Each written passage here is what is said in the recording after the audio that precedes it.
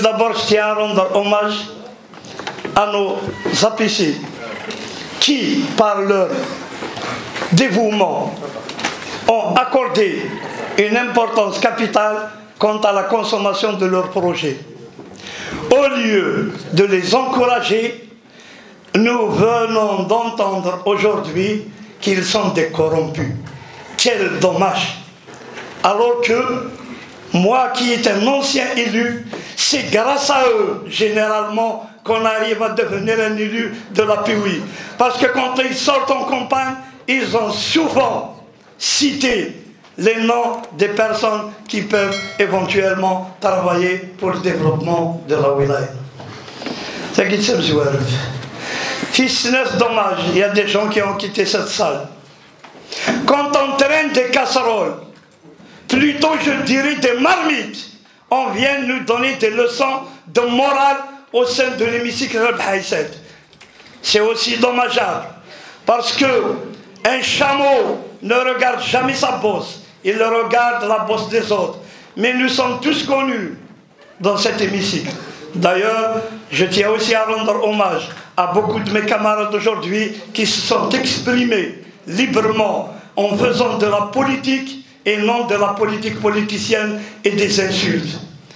Je voudrais aussi dire, au moment où le code communal et le code de wilaya est discuté au niveau d'une commission nationale pour donner plus de prérogatives aux élus, on vient d'entendre qu'un élu demande à M. le Wali de supprimer le 979 pour les élus de la PUI. Quel dommage aussi, quel dommage. Les élus sont les représentants légitimes de la population.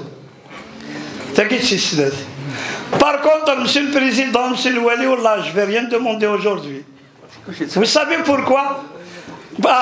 Calculer les demandes qui ont été faites avec mes respectables camarades élus, il va falloir, M. le Président de la PUI, regardez-moi bien, il va falloir que vous disiez au Président de la République de multiplier le chiffre par 10. Il a 3 000 milliards de dinars, ce qui est l'équivalent à peu près de 15 milliards de dollars. Il y a de l'arbitrage, ils ont associé les communes au niveau des daïras. Après, bien sûr, il va falloir, ils ont ramené les dossiers au niveau de la wilaya. Et on n'aura que sur notre part. Vous croyez qu'à l'époque de Al-Maliya, rien n'a été fait dans ce pays. Si ce n'est le transfert illicite des détournements d'argent dans les banques offshore des pays européens. À l'époque où le dollar coûtait 150, le baril de pétrole 150 $, on n'avait rien fait à Tizi Ouzou.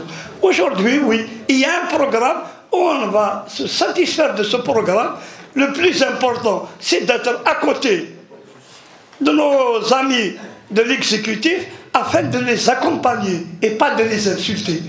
Moi, je vous rassure, monsieur les membres de l'exécutif, quand quelqu'un ne peut pas, par exemple, me satisfaire à quelque chose que je demande, je ne vais pas l'insulter dans cet hémicycle. Mais quand il s'agit d'un droit, j'essaierai toujours de trouver une solution afin d'accompagner le citoyen à avoir ce droit. Mais il y a d'autres choses. Moi, je voudrais aussi attirer l'attention, je n'ai pas l'habitude de parler sur mes communes, sur mes villages. Il y a un problème crucial dans 100 locataires, plutôt 100 bénéficiaires de l'esprit d'El-Tihya, qui souffrent depuis 2011 à 2014. Les travaux sont achevés par un promoteur véreux, je dirais un promoteur véreux, qui a entraîné beaucoup de gens, beaucoup de souscripteurs LSP de la wilaya Tizi Ouzou dans une misère. Il manque de payer le transformateur à Sonelgaz à raison d'1,42 $, depuis 4 mois que les bénéficiaires attendent, malgré, je dirais bien, parce que j'ai assisté même à une réunion avec l'ex-Wali, malgré les efforts, je dirais bien les efforts qui ont été consentis par le directeur de logement que je salue, ici présent. Mais celui-ci est devenu antal.